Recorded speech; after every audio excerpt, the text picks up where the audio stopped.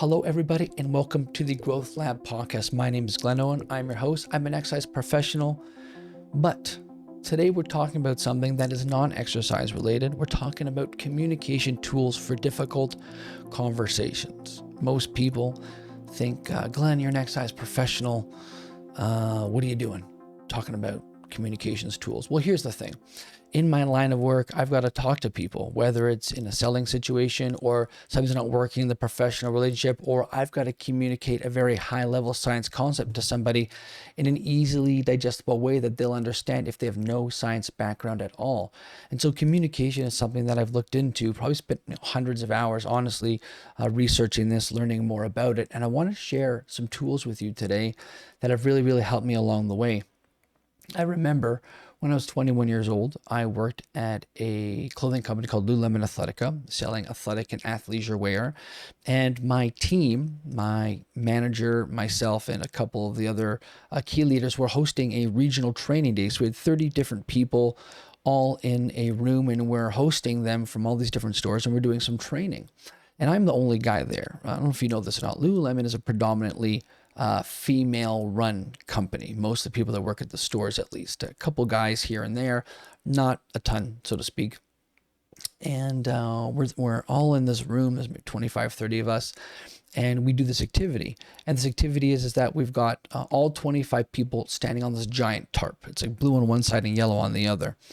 And the activity is that you have to flip over one end of the tarp and move everybody from the blue end to the yellow end without them touching the ground.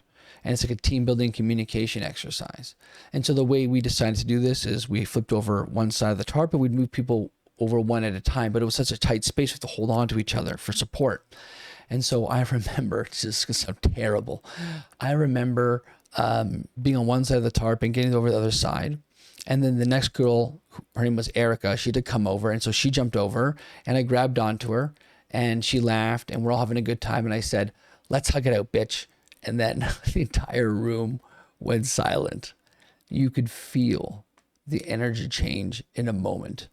I was so embarrassed. I was so nervous and I felt absolutely terrible. So we finish this exercise and we take a break. And I'm out there racking my brain. And I essentially figure that I just got to address this thing head on. So the break ends, we go back in the room. And before we start the next segment, I say, "Yeah, everyone's attention for one moment." And everyone looks at me and I say something to the lines of, "You know what I said, hug it out, bitch," was offensive and it was inappropriate. And I let my personal relationship with Erica bleed into this session. And that made everyone feel uncomfortable and I could feel it. I just wanted to acknowledge it and say I'm sorry for it and it's not going to happen again. And for the rest of the session, I'll be much more aware of my communication. And you could all of a sudden feel the lightness in the room, like everything was okay again. And we ended up having a really great training session at the end of the day when my manager and the rest of our team were sitting down together and doing a review of the day to see what worked well, what didn't work well. That was the highlight that most people took, was having the wherewithal to realize when you made a mistake in your communication, then owning it.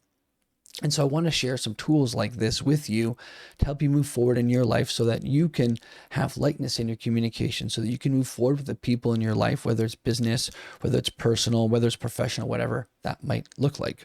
So for the first part here, let me say this: empathy. Empathy is crucial whenever you're having a difficult conversation. Now, most people are going to confuse empathy with sympathy. I'll say it again: empathy with sympathy. So for example, how many times have you been chatting with someone saying, "Hey, what's going on? How's your day?" They're like, "Oh, not that great. My dog died." And you say, "Oh, I'm so sorry to hear that. That's terrible. My condolences." And you really do mean it, but it does come off, right, like that, or it sounds like that. In that moment, you might not necessarily be being empathetic in the sense that you're really trying to understand them, get over with them, see how they're feeling. But what you kind of default to is, "Oh, you must love that thing. And now that thing is no longer here. Thus you must be sad. Let me tell you that I understand your sadness." But it's more assumptive in nature when you say it like that. Truly, what empathy is getting over on the other side with that person, understanding how they feel, what their desires are, what their goals are, what their motivations are. And that often doesn't take place in a split second moment. Oftentimes that requires discussing things, talking, asking questions, reading their body language, listening for what's being said, but what's not being said. And so really, I want you to think and understand that empathy is not sympathy. Empathy is really understanding the other person and where they're coming from. That's absolutely huge, because assumptions, they make asses out of you and me. And if you haven't heard that before, you're welcome. That's a beautiful little soundbite. So really, the first step in any kind of difficult conversation is really being empathetic and trying to understand where the other person is coming from. And that's not always easy, because it requires us asking some questions and having some steel nerves and sitting there and having to talk about these difficult things. But one of the beautiful things is just like doing hard work. The first minute, maybe 2 minutes is really, really difficult. And we really avoid having those kind of conversations or being inside difficult conversations because of how uncomfortable they make us feel on the inside. All those questions are they still going to like me after this? Where's this going to go? I don't want to have to feel uncomfortable by diving into this thing. But after a couple minutes, what you realize is those sensations that you have, those feelings, they start to quiet down a little bit more. They may not totally go away. You might still be on a little bit of like an alerted sensation or alerted state in your body, but you're more easily able to focus afterwards once you get into those first couple minutes. And so stay with it, because I promise you it's going to be worth the squeeze at the very end. So number one here is that we have to separate what empathy is from sympathy. Empathy, really truly understanding somebody. Sympathy, that kind of default, oh, you're sad, so I'm going to feel sad for you kind of state that a lot of us end up finding ourselves in. And so where do we go from here? Well, if the goal in any difficult conversation is to first understand someone, be empathetic, we need to develop some techniques and some ways of being in order to help be empathetic, how to help get that information out of them. And so the first thing I'm going to share with you, actually a lot of these are things that I've learned along the way, but there's a gentleman named Chris Voss who used to be the head of hostage negotiation for the FBI. He does a really good job summarizing a lot of these things. So I'm going to borrow from some of his work. You can check out his book, Don't Split the Difference, if you really want to learn about some of these techniques. He shares them more in negotiation sense, but they're great for any kind of difficult conversation. So the first technique is something called mirroring. And mirroring is the idea of just repeating 1 to 5 key sentences, 1 to 5 keywords that somebody says when they're talking to you. It's usually the last 1 to 5 or 1 to 3 words, and repeating it back to them and waiting and pausing for silence and then seeing how they respond. And the whole idea is that if you repeat back those last 1 to 3, 1 to 5 words, a couple different things happen. One, by repeating back what someone's saying, they feel like you're listening to them. They feel more connected to you. They're going to open up more.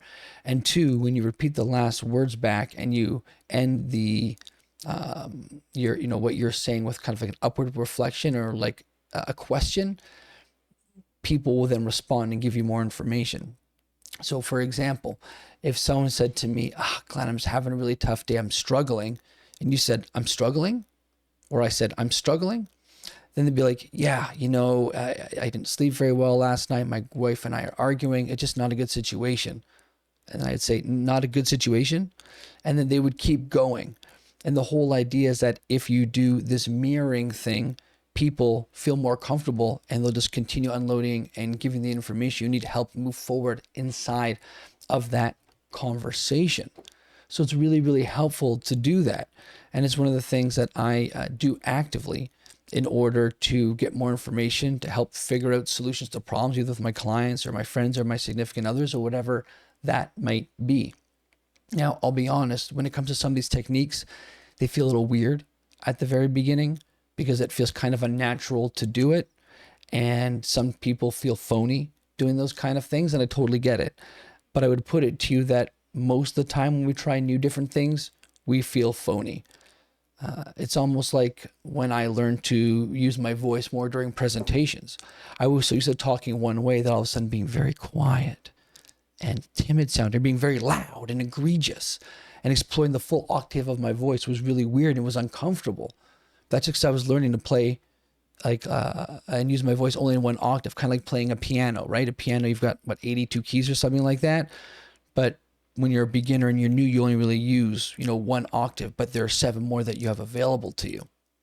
And so it's the same thing when you're learning a lot of different ways to have communication with people, or you're learning techniques in anything. Things feel weird and funny at the beginning and feels kind of phony, but that's okay, because ultimately I think your intentions are pure and good, and that's the most important thing. So please feel free to give yourself permission to feel a little off and a little funky when you do some of this stuff.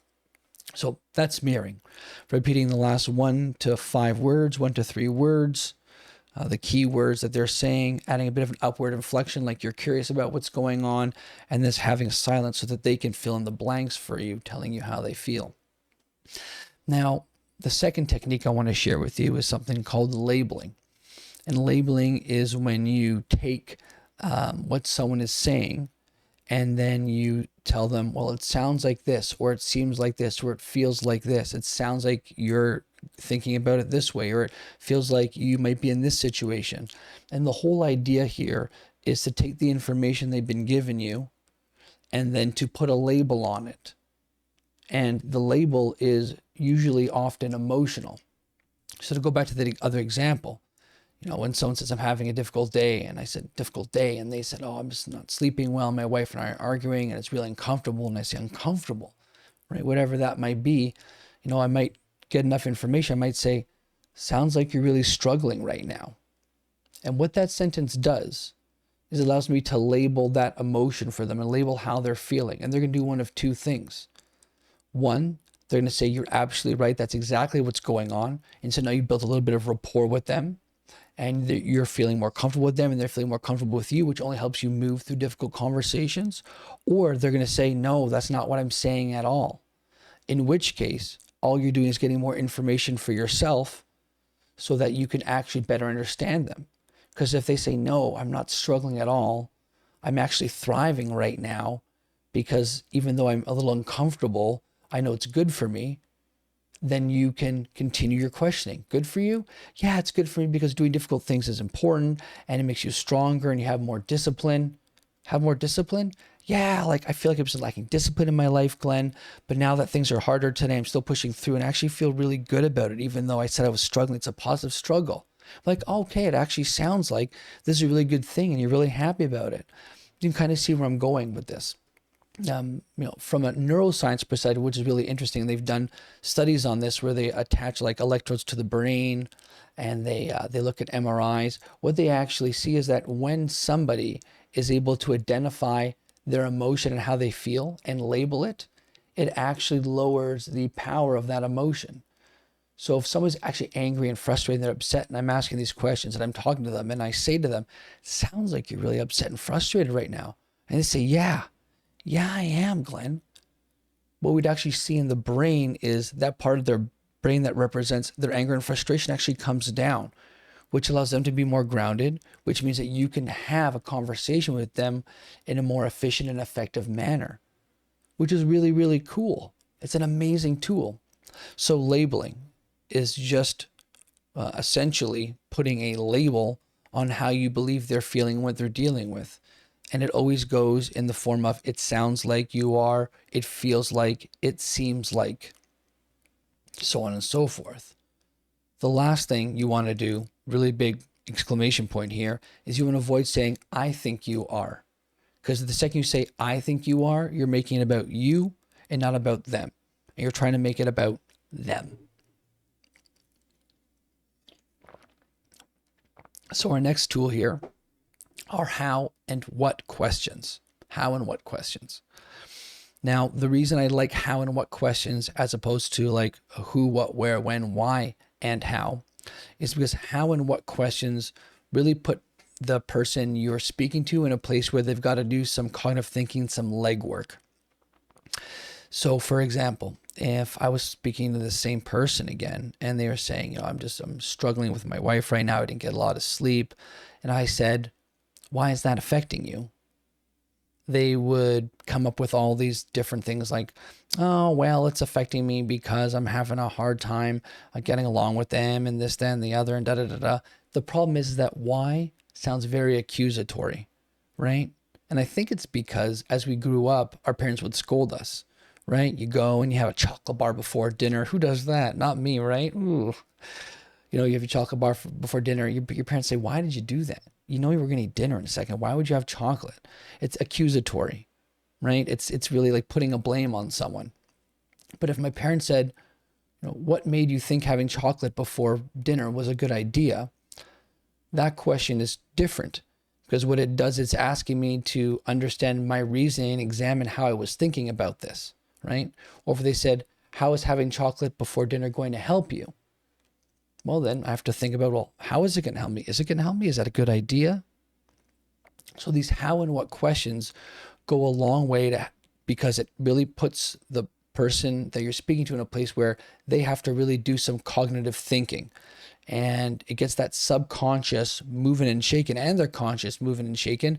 So they do some self-examination, which is very, very helpful because if they can better understand themselves and they can share that with you, then you've got more information to help move this difficult conversation forward. Now, there are times to ask, the wheres and the hows and like even sometimes whys, but these how and what questions go a really, really long way. I think another great tool here inside of this with a how and what question is if somebody wants something from you and you're not really sure how to get that done, or its importance or whatever, you just don't maybe think it's a good idea either. You essentially maybe disagree with them. Either way, you're looking for some more context. You can ask them to be in your shoes by using how and what questions. If someone says to you, Glenn, if someone said to me, I should say, Glenn, I really think that you ought to not eat chocolate before we have dinner. I might say, okay, how am I supposed to do that? Right? And then, my mom will come up with a list of ways of how I'm supposed to do that. Well, you maybe just keep it in the cupboard. And instead of having it before, you have it after dinner as dessert. Like, okay, Mom, that makes more sense. What would be a better example for a how or what question?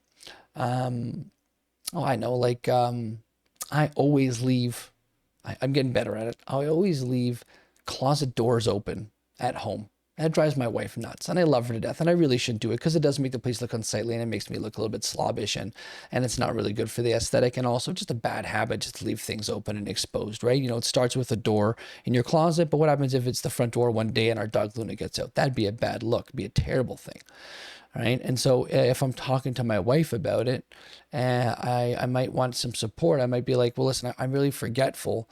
Sometimes I really struggle with this. How do you think I should go about remembering what to do here? And then she can give me some information and tell me how I can be supported, or I can put her in my shoes. If I say I'm really forgetful, how should I do that? And she says, well, you should write some notes for yourself and put them on the pen tray. I said, okay, I tried that. What else do you think I could do? Then it has her dive deeper and think about me, and she might give me some other different ideas that might help me. So asking how and what questions are a great way to ask people to get into your shoes as well as get information from them. So let's move on to another one here. We got two more I want to share in these techniques that go a long way. The next one's a really interesting one from a psychological perspective. If you're a psychology person, you really find this one interesting. And that is phrasing things in the no versus phrasing things in the yes. So, for example, if I was emailing somebody because I wanted to set up an appointment with them, and let's be honest, let's use like a situation that really comes up for me. Let's say they're a lead that I have, that's someone that might benefit from my services. I never want anyone to feel uncomfortable if they're being pushed into anything. But sometimes when we ask questions in the affirmative, the yes, it can feel constricting. So if I said, hey, listen, it's great to meet you. What would be a good time for us to connect over the phone? For somebody not ready to take that next step, that kind of feels constricting. It feels like they're committing to something, like they have to do something if they say yes. People don't want to feel like that. But if I phrase that question differently in the no, if I said, is it a terrible idea for me to ask you when a good time for us to connect next would be? Instead of asking for a yes, I'm asking for them to say no. Because when people say no, it feels a lot safer. So if I asked and phrased that question, like, is it a terrible idea for me to ask when we can connect next? And they say, no, it's not a terrible idea. I'm still moving the conversation forward with them, but it doesn't feel constricting for them, right? Think about dating. Maybe dating might be a good example here, right? If you're talking to someone and you want to take them on a date, right? And you're out in public or something like that, and you say, I like you. I want to go on a date with you. Would you like to go on a date with me? And if they say, it might be like, oh, this is a little bit much right now, Glenn. Story of my life before I met my wife, right? However, if it was something like, hey, I think you're a cool person. Is it terrible for me to want to see you again? Feels a lot less constricting. And so I think phrasing things in the no is an excellent way to help move a conversation forward without potentially triggering somebody and having them feel like they're committing to anything. There's some times where we still want to ask things, get hard commitments out of people. That's understandable. However, a lot of times phrasing things in the no just makes people feel more comfortable and allows you to move forward with them together. Now, this last one here, this is a big one. And this one's for all you procrastinators out there and avoiders. Diffuse the bomb before it goes off. Now, let's you and I be honest with each other for a second here. There are all things in life that at one point or another we have not dealt with when we really knew we should have. And what has happened when those things come to fruition, when we haven't dealt with them, they explode in our faces. They absolutely explode off. And oftentimes the consequences are a lot worse than they would have been if we had just diffused the bomb beforehand. What might be a really good example of this? Let's see here. Okay. Imagine we're back at that scenario that I told you at the very beginning with Lululemon. What would have happened, do you think, if I didn't address that comment that I made where I said, bitch, let's hug it out? What do you think would have happened? We would have had a really weird day of conversations at this training. The entire event probably would have gone terribly because nobody would have enjoyed themselves because they all felt uncomfortable because of me. And then I probably would have gotten reamed out. Maybe reamed out's an excessive word. I probably would have got a stern talking to and a write-up from my manager if I hadn't addressed what I had said. But because I diffused that bomb very soon after it started ticking, after I made that comment, it really had a positive impact on everyone around me. And it was a great learning lesson for everyone in that training. And so these bombs that are in your life that you're not dealing with, especially as it pertains to difficult conversations, it's time to start diffusing them. I mean, listen, how many people have gone in relationships that have lasted a month, 6 months, a year, 5 years, longer than they should have, because they just didn't have that difficult conversation. Added a lot of stress and anxiety unnecessarily to their lives. Raise your hands. Mine's way up right now. So those are some techniques that I think are really important when having any kind of difficult conversation. Mirroring, labeling, the how and what questions, phrase things in the no, and diffuse the bomb before it goes off. I want to share a couple small things before we round out this episode. Things that I actually developed as a toolkit with my lovely, amazing wife, Louisa. That's really helped us make sure that we're always moving forward together, and that when we do have to have a difficult conversation, that we have it from a beautiful space where it's productive and efficient, and we both feel like we came out on top, where it's a real true win-win situation. And we have an acronym for it, and it's called the PAC conversation. The PAC conversation. This is great for really any kind of difficult conversation, but very good for lovebirds, so to speak. So PAC conversation stands for patience, awareness and communication, curious of their point of view, and kindness. Patience, awareness of communication, curious of their point of view, and kindness. We developed it because we have a dog, and we have to think of ourselves as a pack with our little dog, Luna. She's adorable. And this acronym just stuck.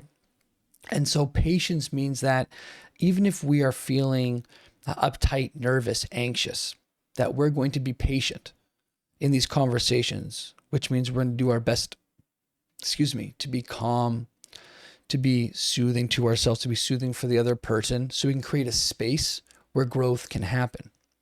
The second thing is we're going to try to be aware in our communication, which means that I'm going to really actively listen to Louisa with what she's telling me. She's really going to actively listen to me. And I'm actively trying to communicate with her in a way that I think it's going to land best. And she's going to communicate with me in a way that's going to land best for me as well. Because we all communicate in different ways and in different levels and in different, states of being, so to speak.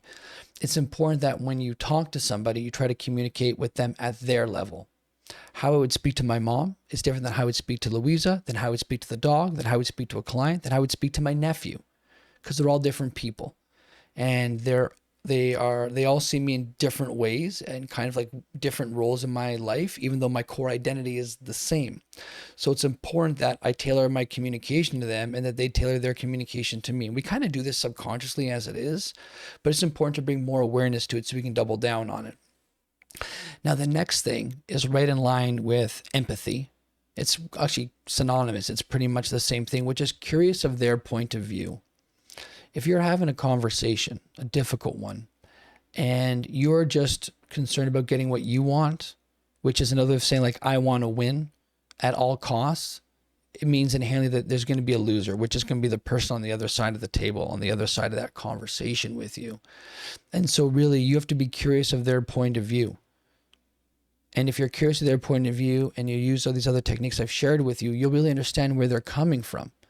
You really get to see them as a human being full of love and compassion and emotions and desires and motivations and behaviors and all these different things that make them who they are. If you can really get over with them and understand where they're coming from, then you can really move forward and really create frameworks to move forward together with whatever you're dealing with.